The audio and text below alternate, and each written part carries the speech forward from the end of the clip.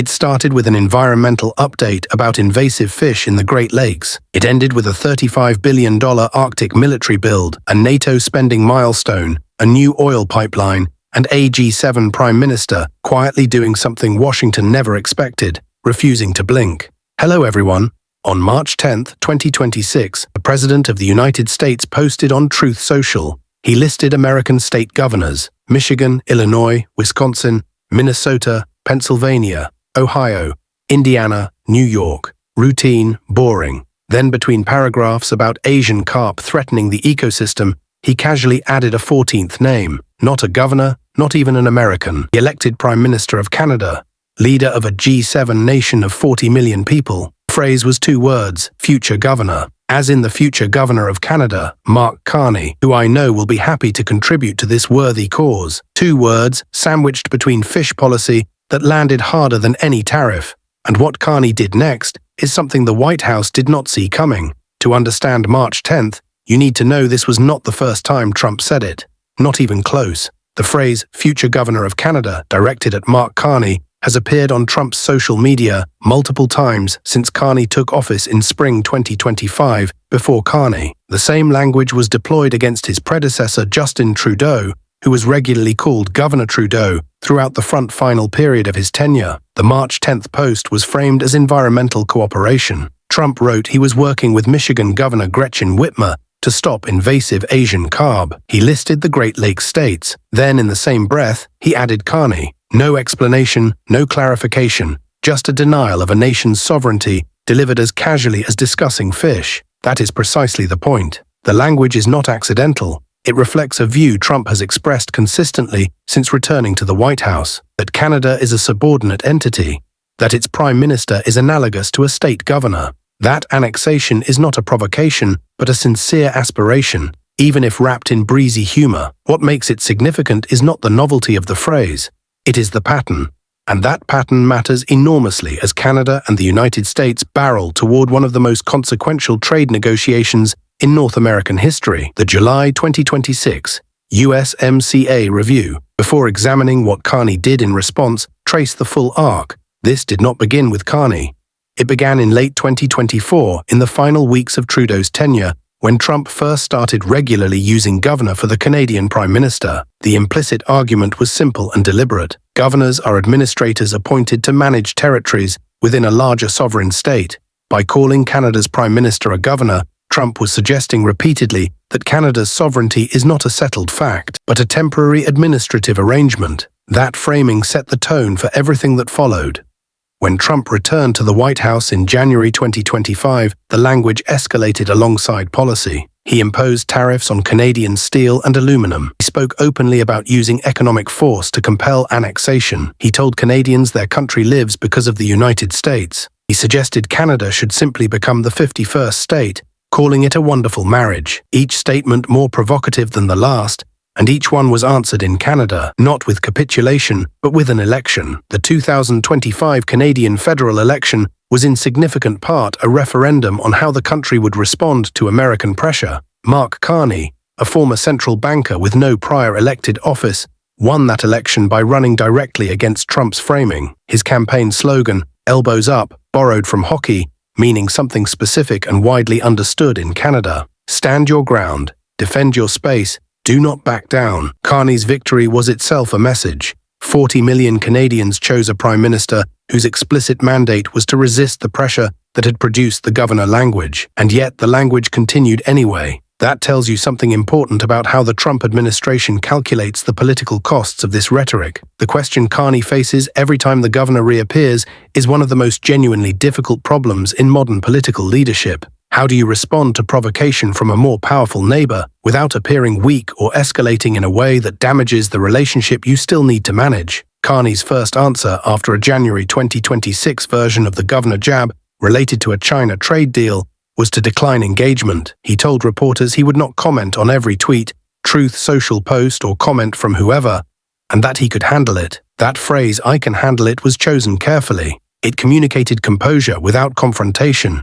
It acknowledged the remark without legitimizing the framing. But it was also deliberately incomplete. It signaled patience, not acceptance. A fuller version of Carney's response has been expressed not in press conferences, but in actions. When Trump said Canada lives because of the United States, during his Davos speech in January 2026, Carney did not fire back immediately. He waited until he returned to Quebec City, filmed a formal video address, and delivered one of the most widely shared statements of his tenure. Quote, "Canada and the United States have built a remarkable partnership in the economy, in security, and in rich cultural exchange. Canada does not live because of the United States. Canada thrives because we are Canadian. We are masters in our own home. This is our own country. It is our future. Choice is up to us." That speech received attention well beyond Canada. Gavin Newsom, the governor of California, said numerous American leaders privately sent him the transcript and expressed awe at Carney's willingness to say what many of them were thinking. NATO Secretary General Mark Rutte said the speech confirmed that Canada is back as a pivotal NATO participant and global leader. That was not the response of a governor. That was the response of a head of state. But there is a layer to this story that goes well beyond rhetoric. While Trump was posting about Carney as a future governor, Carney's government was executing a set of decisions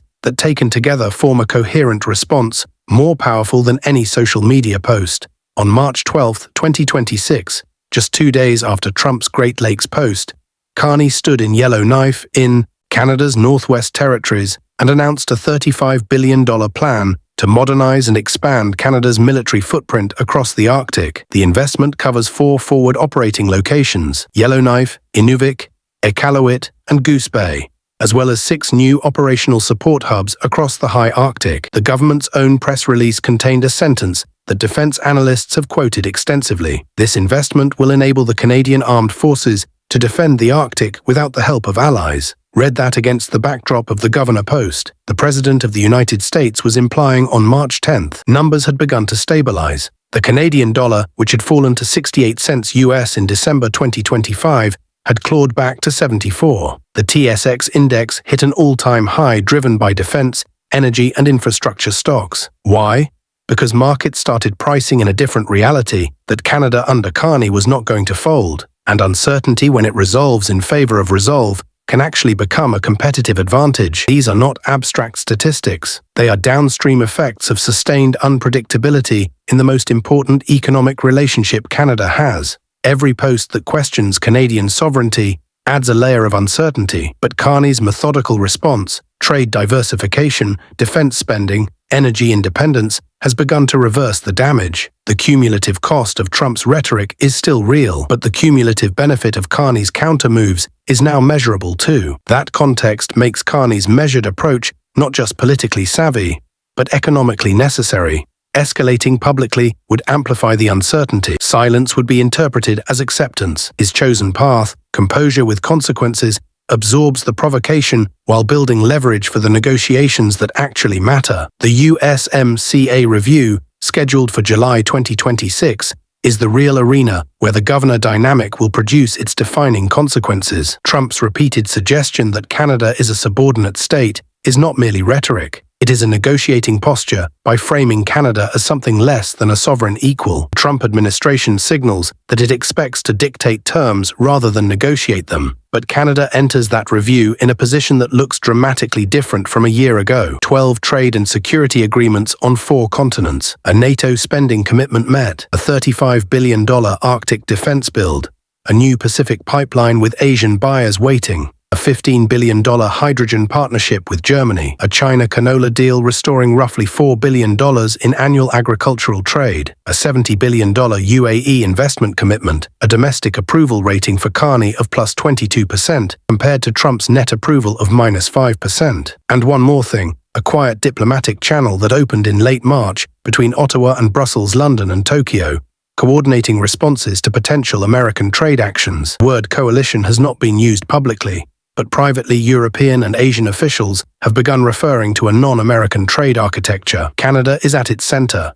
None of these things individually eliminates the structural dependency that makes Canada vulnerable to American pressure. Canada still sends more than 70% of its exports to the United States, and that will not change by July. But they change the context of the negotiation. They signal that Canada is building alternatives, not waiting for American goodwill to return. They give Carney domestic political capital to hold firm, and they demonstrate to Washington that the governor language, however casually deployed on Truth Social, has not produced the compliance it was designed to generate, because that ultimately is what the governor language is, signal of expected deference. And Carney's response, quiet, methodical, backed by real decisions, is a signal that the difference is not forthcoming. In the final week of March, Trump posted again. This time he wrote, "Canada is a great state in waiting. Governor Carney will figure that out soon enough." Post received 2 million likes. Within 24 hours, the Canadian Embassy in Washington released a one-sentence statement. Canada is not a state in waiting. It is a sovereign nation. No prime ministerial speech, no video address, just a fact delivered with the calm of someone who has already moved on to the next decision. The words "future governor of Canada," posted on a Tuesday and marched between paragraphs about invasive fish, tell a story that extends far beyond a social media post. They reflect a consistent pattern in how the Trump administration has chosen to engage with Canada, denying sovereignty, implying subordination, testing the willingness of America's closest neighbor to push back. And Carney's response, not in the immediate news cycle, but in the 12 months of decisions that context reveals, has been to answer the rhetoric with reality. Canada met its NATO target. Canada announced $35 billion in Arctic defense. Canada signed 12 trade agreements across 4 continents. Canada approved a new pipeline to the Pacific. Canada locked in a hydrogen deal with Germany. Canada went to Beijing, Abu Dhabi, New Delhi, Oslo and Tokyo, and built relationships that Washington cannot control. None of that erases the dependence. None of it makes the USMCA review less consequential. But it means that the country Trump calls a future state has, under Carr's leadership, spent a year demonstrating that it intends to be treated as the sovereign nation it is. The July review will test whether that demonstration was enough. One thing is already clear: the man Trump calls future governor is not acting like one. And in the quiet, cold calculus of North American power, that may matter more than any tariff or any Truth Social post. Please hit the bell icon and subscribe my channel for daily updates.